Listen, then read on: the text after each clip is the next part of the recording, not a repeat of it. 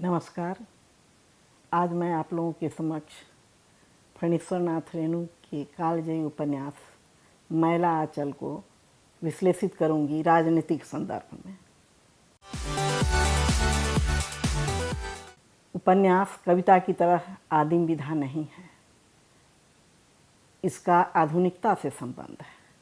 मुद्रण यंत्र का आविष्कार हुआ, मध्य वर्ग प्रकाश में आया, उसके साथ उपन्यास का भी जन्म होता है। वैसे कथा की परंपरा हमारे यहाँ प्रारंभ से रही है।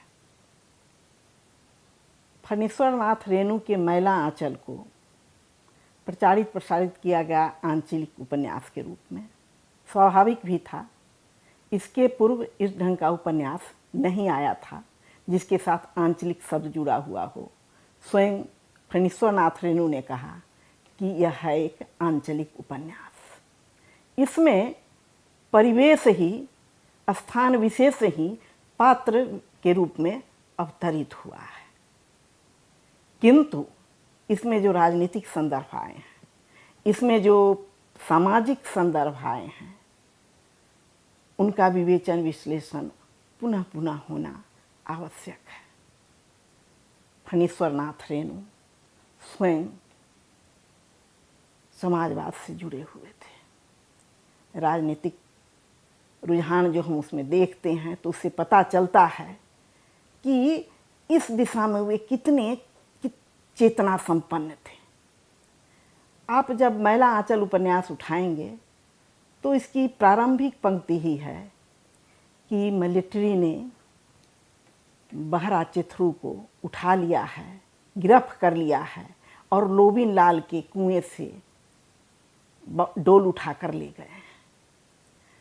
तो इससे पता चलता है कि औपनिवेशिक शासन व्यवस्था में उनके दमन का जो प्रभाव है जन सामान्य पर, वह किस रूप में सामने आता है कि एक छोटी सी खबर पूरे गांव में बिजली की तरह फैल जाती है और इस एक बात से न जाने कितनी बातों का विस्तार होता है और एक यंत्रणा से, एक भय से पूरा गांव डोलने लगता है, गुजरने लगता है। और आप देखेंगे कि यह खबर सुनते ही सबसे पहले लोग क्या करते हैं कि बालदेव जो सुराजी है, जो स्वतंत्रता संग्राम से जुड़ा हुआ है, जो गांधीवादी है, उसके कमर में रस्सा बांधकर उसको पकड़कर सब ले आते हैं। कहाँ? जहाँ मलेरिया सेंटर खुलवाने के लिए कुछ लोग पहुँचे हुए हैं, सर्वे करने के लिए आए हुए हैं। यह जो मेरीगंज है, पूर्णिया का अंचल, छोटा सा गांव, यह केंद्र से बहुत दूर है, लेकिन बावजूद इसके औपनिवेशिक सत्ता का कितना खौफ है, कितना आतंक है, वह इस घटना से पता चलता है कि जैसे ही पता चला कि कुछ लोग आए हैं तो हो गया कि मिलिट्री आ गई है। मिलिट्री शब्द ही आतंक का पर्याय बन गया था। और जब सर्वे करने के लिए जो व्यक्ति पहुंचे हुए थे, उन लोगों ने कहा कि तुमने इन्हें क्यों बांध रखा है, तो वे लोग इस प्रत्याशा में कि सरकार खुश हो जाएगी, अंग्रेज खुश हो जाएंगे, कहने लगे यह सुराजी है, यह जेहल गया है, लेकिन हमारे गांव का नहीं है, चन्नन पट्टी का है। और उन लोगों के मन में कहीं ना कहीं से यह भी आशा थी कि इसको पकड़कर हम ले जाएं तो हमें इनाम मिलेगा। लेकिन उसमें का एक व्यक्ति पहचान जाता है, कहता है अरे ये तो बालदेव जी हैं, कांग्रेस आश्रम में इनको देखा था। और तब लोगों को लगता है कि अरे यह तो गलती हो गई, और तब धीरे धीरे वहाँ से सब खिसक जाते हैं। यह भी उसी भय और आतंक का परिणाम है कि गलती हो गई तो पता नहीं अब हमारे साथ क्या व्यवहार होगा। बहरहाल हम आगे बढ़ते हैं। इसमें जो राजनीति से जुड़े पात्र हैं उसमें मुख्य रूप से हैं बालदेव, बावन दास, कालीचरण, चलितर कर्मकार और मेरीगंज से बाहर देखें तो राम किशुनदास हैं, उनकी पत्नी आभा रानी हैं, तारा देवी हैं। और आप इस मैला आंचल से गुजरेंगे तो देखेंगे कि इसका जो कालखंड है वह बहुत लंबा चौड़ा नहीं है। सूच्य रूप में 1942 के आंदोलन का जिक्र होता है, किंतु मुख्य रूप से जो घटनाएं वर्णित हैं वह स्वतंत्रता से आसन्न पूर्व का और स्वतंत्रता के आसन्न बाद का, यानी लगभग 3 वर्षों का, 1946 से लेकर 1948 तक। और अलग अलग हम विश्लेषित करें तो इसमें कांग्रेस से जुड़े लोगों का चरित्र खुलकर सामने आता है। आप एक जगह देखेंगे कि बावन दास कहता है कि भारत माता अब भी जार बेजार रो रही हैं, और चिहुक कर पूछता है बालदेव, अब भी भारत माता रो रही हैं? अब तो देश स्वतंत्र हो गया है, सुराज मिल गया है। बालदेव के साथ दिक्कत क्या है कि वह हर बात में कहता है कि हिंसावाद नहीं हो, हिंसावाद नहीं हो, कम पढ़ा लिखा है, लेकिन वह भूल गया कि महात्मा गांधी का संबंध सत्य और अहिंसा से था। सत्य ही साध्य था, साधन तो अहिंसा था। तो साधन की बात तो बालदेव करता है और साध्य की बात नहीं करता है, इसलिए वह हर बात में कहता है कि हिंसावाद, हिंसावाद, जहाँ कहीं कुछ मारपीट की बात हो तो, लेकिन सत्य के प्रति वह समर्पण नहीं रख पाता है, उससे वह जुड़ा हुआ नहीं रह पाता है।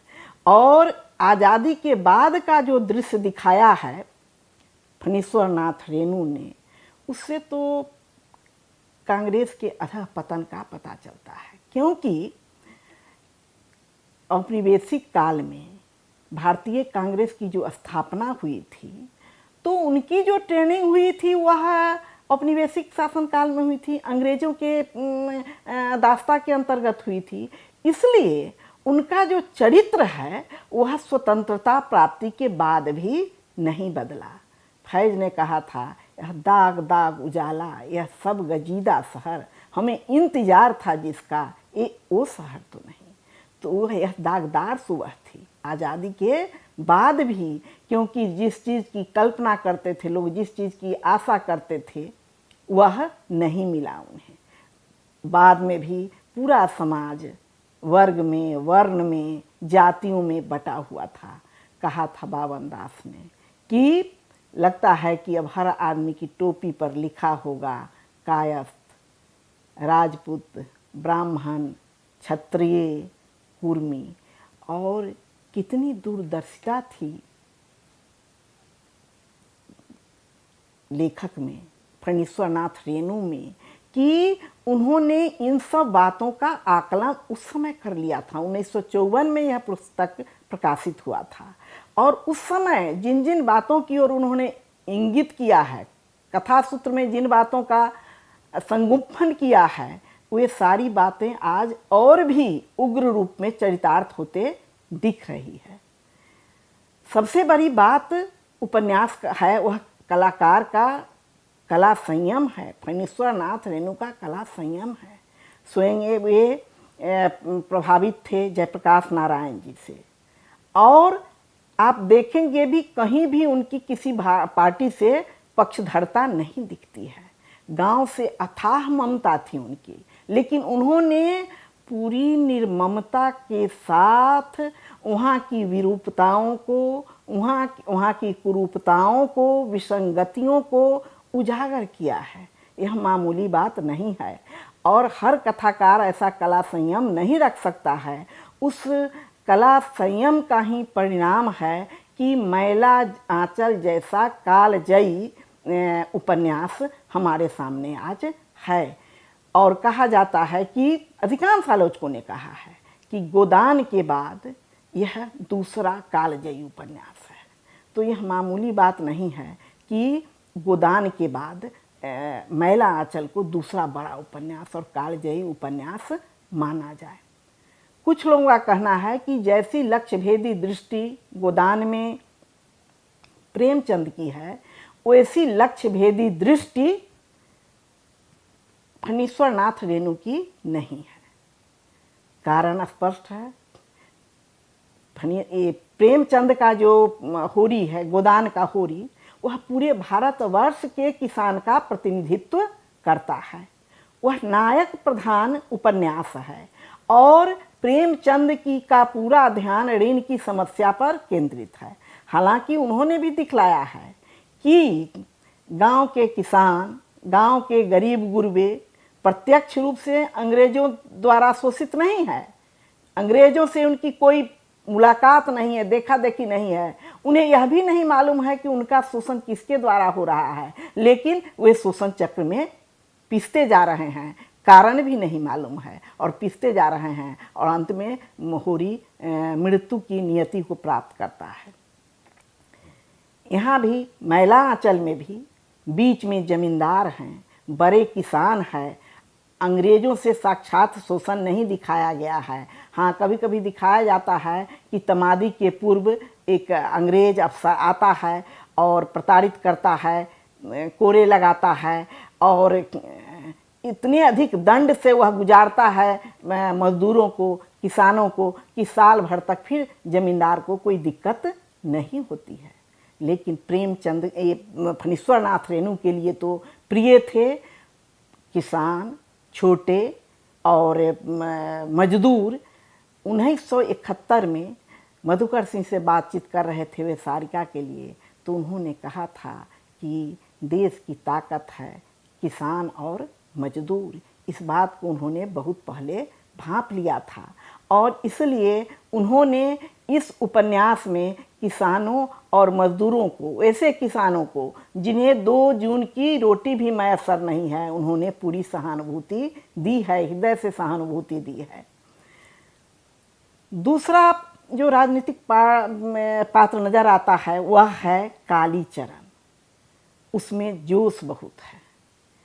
एक जगह है बालदेव कहते हैं कि जोश तुम में बहुत है लेकिन होश नहीं खोना चाहिए। यह पंक्ति कालीचरण के व्यक्तित्व को, उसके चरित्र को विश्लेषित करती है। हालांकि समझ बहुत अधिक बालदेव जी को भी नहीं थी, किंतु वो जो कहते हैं परिस्थितिवश कि जोश में होश नहीं खोना चाहिए, यह बात कहीं ना कहीं से कालीचरण पर सटीक बैठती है। कालीचरण की नीयत कहीं से भी संदिग्ध नहीं है, लेकिन वहाँ भी दोष है। ऐसा नहीं है कि फणीश्वर नाथ रेणु समाजवाद से जुड़े हुए थे तो उन्होंने समाजवाद की बखिया नहीं उधेरी है। उन्होंने दिखलाया है कि कैसे कालीचरण पूरी ईमानदारी के साथ काम करता है सोशलिस्ट पार्टी के लिए। सुन्नर है, वासुदेव है, वह बाद में डकैतों से जुड़ जाता है और पहले आर्थिक रूप से मजबूत होता है और फिर जेल जाता है। कालीचरण का दोष इसमें नहीं है, लेकिन वह भी जेल जाता है और गोली भी खाता है। लेकिन उसे लगता है कि सोशलिस्ट पार्टी से जुड़े हुए जो बड़े नेता हैं, अगर मैं उनके पास पहुंच जाऊंगा और सही बात बता दूंगा तो मेरी स्थिति में सुधार होगा, मैं बच जाऊंगा।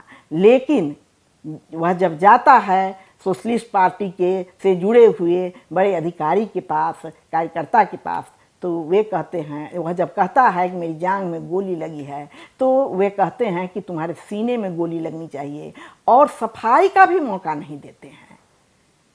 तो यह सब देखकर लगता है कि सोशलिस्ट पार्टी की बखिया उधेड़ने में भी फणीश्वर नाथ रेणु ने कोई कोर कसर नहीं छोड़ी है। और जब वह भागता है वहाँ से, तब उसे चरित्र कर्मकार की याद आती है, कम्युनिस्ट पार्टी के चरित्र कर्मकार की। क्योंकि चरित्र कर्मकार ने कहा था कि साथी विपत के समय तुम मुझे याद रखना। हालांकि विचलन तो कालीचरण में भी है, विचलन तो बालदेव में भी है। जब संथालों के विरुद्ध सारा गांव एकजुट हो जाता है, उस समय बालदेव और कालीचरण की जो भूमिका संथालों के प्रति होनी चाहिए वह भूमिका उन्होंने उपस्थित नहीं की और एक तरह से वे तटस्थ हो गए। तटस्थ भी नहीं कहे, एक तरह से अप्रत्यक्ष रूप से उन्होंने पूरे गांव की मदद ही की संथालों के विरुद्ध। संथाल भोली जनता, वह भी इसी देश की जनता है और वे वन में बसर करने वाले जो अपना पसीना लगा देते हैं अनुर्वर ज़मीन को उर्वर बनाने में, और उनके पसीने की कोई कद्र नहीं होती है। जब वे अनुर्वर ज़मीन को उर्वर बना देते हैं और जब उसमें सोने की तरह गेहूं की लहरें फसलें लहलहाने लगती है, धान की फसलें लहलहाने लगती हैं, तो ज़मींदार उन्हें काट ले जाते हैं, उन्हें वंचित कर दिया जाता है उन गेहूँ और उन धान की बालियों से। तो स्वतंत्र भारत में भी यह कितना बड़ा अत्याचार और अनाचार था। लेकिन वे जो शोषक विश्वनाथ प्रसाद तिवारी हैं, जो मलिक टोली के हैं और जो इन्हें कैथ टोली भी कहते हैं गांव के लोग, वे बन जाते हैं कांग्रेस कमेटी के मेंबर। और तब बालदेव सोचता है कि मैंने न जाने कितने सैकड़ों चौनिया मेंबर बनाए कांग्रेस के लिए, न जाने कितनी लाठियां खाई, मैंने जेहल काटे। कहता है कि मैंने जेहल काटा और वे लोग गाते हुए जाते थे जेल में कि जेहल है ससुराल हम ब्याहन को जाएंगे। यानी ब्याह करने के लिए ससुराल जाने में जो आनंद आता है, जेल जाने में उस आनंद का उपभोग करते हुए वे जेल जाते थे। यानी वह उनके लिए कष्टकर काम नहीं था। देश के लिए बलिदान होते हुए, देश के लिए जेल जाते हुए वे आनंद महसूस करते थे। लेकिन जब जिला कांग्रेस के मेंबर की बनने की बात हुई तो बालदेव नहीं बनते हैं मेंबर, बनते हैं विश्वनाथ प्रसाद, जो गरीब गुरबों के शोषक रहे हैं। उनका बाहरी स्वरूप जो हो, वे 1000 जमीन जोतने वाले हैं, 1000 बीघे जमीन के काश्तकार हैं। दूसरे जो प्रमुख हैं गांव में वह हैं राजपूत डोला के रामकृपाल सिंह, उनके भाई शिवशंकर सिंह, वे 350 बीघा जमीन जोतने वाले हैं। और तीसरे जो हैं यादव टोली के खिलावन सिंह यादव, वे 150 जमीन की जोत के मालिक हैं। और ब्राह्मणों की संख्या कम है, वे तृतीय शक्ति के रूप में है। खुद एक जगह फणीश्वरनाथ रेणु ने कहा है कि यह है मेरी गंज, जहाँ 12 वर्ण के लोग रहते हैं। उन 12 वर्ण के लोग में हैं तंत्रिमा टोली, कुर्मी क्षत्रिय टोली, रैदासों की टोली, और वे लोग निम्न वर्ण और निम्न वर्ग के माने जाते हैं। जो उच्च वर्ग के हैं, जो वे उच्च वर्ण के हैं वही उच्च वर्ग के हैं, और ये जो निम्न वर्ण के हैं तो स्वाभाविक रूप से वे निम्न वर्ग के भी हैं। 2 रोटियों पर भी आफत है। लेकिन फणीश्वरनाथ रेणु ने पूरे उल्लास के साथ, उत्सव के साथ, उस गरीबी के भीतर में भी जो रस है उसको दिखाया है। और उसको वही दिखा सकता है जिसने उस जीवन को जिया हो, नज़दीक से देखा हो। इसलिए फिर कभी मैला आंचल जैसी दूसरी कृति की रचना नहीं हो सकी, और निकट भविष्य में भी ऐसी रचना हो सकेगी इसमें संदेह है। हालांकि मैला आंचल की प्रसिद्धि के बाद इस तर्ज पर बहुत सारे उपन्यास लिखे गए, लेकिन उसमें वह बात नहीं आ पाई।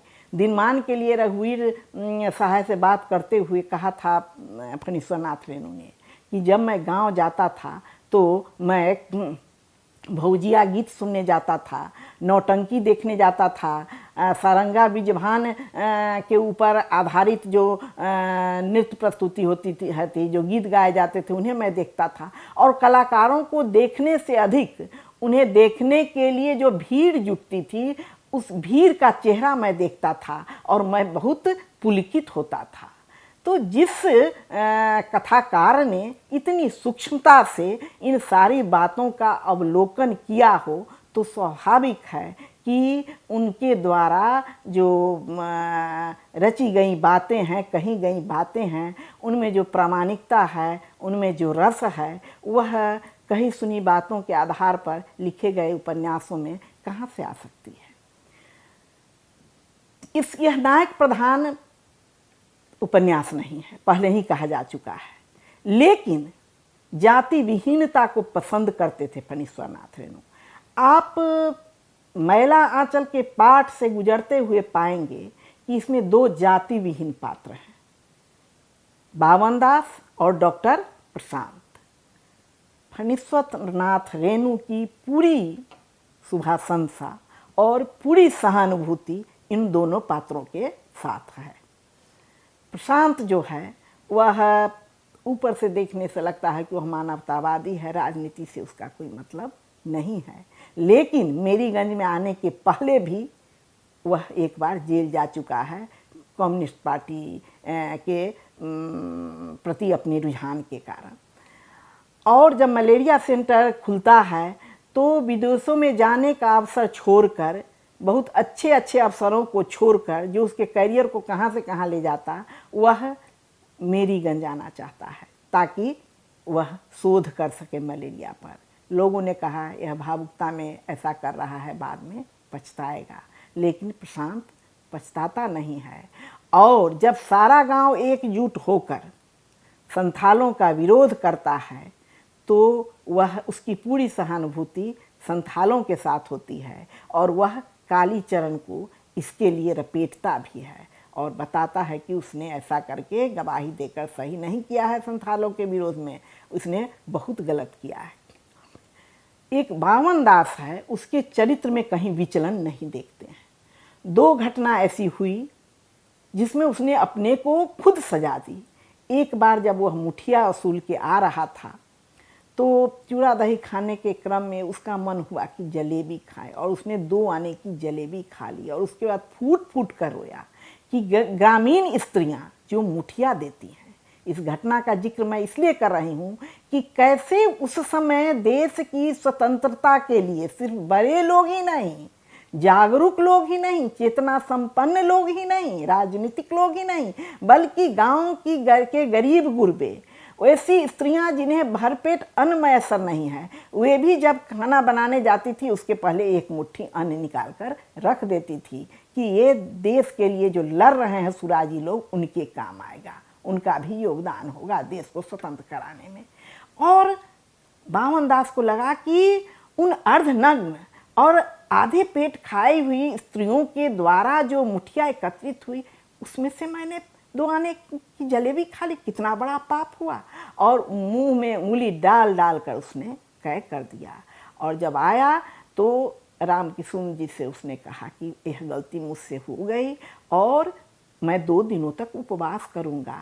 आभा देवी जो थी वह उन्हें बहुत प्यार करती थी, कहती थी अमार ठाकुर, अमार बावन दास भगवान। एक बार तो ऐसा हुआ कि पुलिस जब पकड़ कर ले गई और उन पर लाठी चलाई तो वो चिल्ला उठी मेरे भगवान को मारो मत, और उनके देह पर गिर गई और खादी की साड़ी उनकी खून से रंग गई। हतप्रभ और भयभीत हो गए सारे लोग। उन्होंने देखा था कि एक बार जो लोग जब कचहरी में झंडा फहराने गए थे, सारे लोग भागने लगे थे, लोग सफल नहीं हो पा रहे थे, तो बावन दास पुलिस के पैर के नीचे से निकल कर गया और उसने कचहरी में झंडा फहरा दिया। इसलिए दिखाया है फणीश्वर नाथ रेणु ने कि जवाहरलाल नेहरू हों, राजेंद्र प्रसाद हों या बड़े से बड़े नेता हों, सब उन्हें मानते हैं। लेकिन क्या हुआ? बदल गया, समय बदल गया, स्वतंत्र भारत स्वतंत्र हो गया और उस स्वतंत्र भारत में चानमल का बेटा सागरमल, जिसने वॉलेंटियर्स को मारा था, पिकेटिंग करने आया था, जेल में भिजवाया था, वह बन गया नरपत नगर थाने का कांग्रेस का अध्यक्ष। और दुलार चंद कापरा जो स्मगलिंग करता था, अभी भी करता है, और लड़कियों की खरीद फरोख्त करता है, वह भी एक जगह का वह बन गया कांग्रेस का सेक्रेटरी। और बावन दास जब जिस दिन श्राद्ध हो रहा था महात्मा गांधी का, उस दिन 50 बैलगाड़ियों से दुलार चंद कापरा स्मगलिंग का सामान भेजने के चक्कर में नाहर नदी के किनारे था। उस नाहर नदी के किनारे जिसके उस पार पाकिस्तान था और इस पार हिंदुस्तान था। और जब पहुंचता है वहाँ बामन दास, तो वह छिप के पीछे से देखता है तो कहता है, छिपे हुए कहाँ हैं? आप भी कांग्रेस के हैं, मैं भी कांग्रेस के हूँ, सामने आइए, आज हिसाब किताब हो जाए। मेरे जीते जी ये बैलगाड़ियाँ नहीं गुजर सकती हैं। और गाड़ीबान भी हिम्मत नहीं करता है कि उसके शरीर पर से बैलगाड़ी चला दे। और तब दुलार चंद कापरा बैल की पूंछ उमेटता है, हड्डी टूटती है, पटाक ये ध्वनि होती है, और उसी ध्वनि के साथ बैल भी तरफड़ा के एक किनारे हो जाता है। और वह नहीं, जानवर होकर भी उस पर नहीं चलना चाहता है, वो लड़खड़ा के गिरता है। बामन दास चक्के के नीचे आता है, कटकटा कर उसकी हड्डियाँ टूट जाती हैं।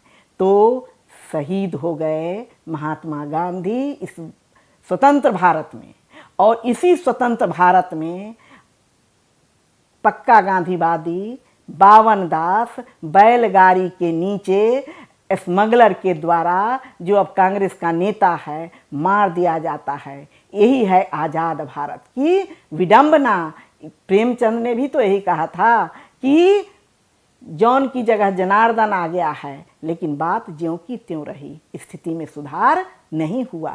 तो जिन राजनीतिक परिदृश्यों को दिखाया है फणीश्वर नाथ रेणु ने अपने उपन्यास में, वह आज भी अपने और अधिक विभत्स स्वरूप में है। नहीं तो बालदेव जैसा कांग्रेसी बावन दास के पत्रों को इसलिए छिपा लेता है कि कहीं इसे कोई पद न मिल जाए। यही नहीं, वह उसे जलाना भी चाहता है, जिसे लक्ष्मी रोक देती है। नहीं तो गांधी जी ने जो पत्र लिखे थे बावन दास को, वे पत्र भी जल गए होते। और किन स्थितियों में उन पत्रों को सौंपा था बावन दास ने? जब उसे लगा था कि आज मेरा भी बलिदान हो जाएगा, मैं वापस नहीं लौटूंगा। तो कितने विश्वास और कितनी आस्था के साथ उसने बालदेव को अपने पत्र सौंपे थे। बालदेव, बावन दास और चुन्नी लाल एक ही दिन सुराजी बने थे। और बालदेव का विचलन होता है, वह लोभ में पड़ता है। तेल कपड़ों का जो उसे मिलता है, बांटने की पर्ची बांटने का जब उसे जिम्मा मिलता है, तो उसमें वह गड़बड़ी करता है। और बाद में वह लक्ष्मीदासन के साथ रहने लगता है, उस पर शक करता है। चुन्नी लाल सोशलिस्ट पार्टी में चला जाता है और बावन दास तो शहीद ही हो जाता है। तो इस आज़ाद भारत में इन तीनों की परिणति हम देखते हैं। कितने स्पष्ट और प्रखर दृष्टा थे फणीश्वर नाथ रेणु। सारी बातें उनके सामने आईने की तरह साफ थी। लगता है जैसे वे भविष्य को पूरी खुली आँखों से देख रहे थे कि क्या हो रहा है और क्या होने जा रहा है। और यह जो फणीश्वर नाथ रेणु का मैला आंचल है, वह जो कालजयी उपन्यास है, वह यूं ही नहीं है। ऐसा उपन्यास बार बार नहीं लिखा जाता है। नमस्कार।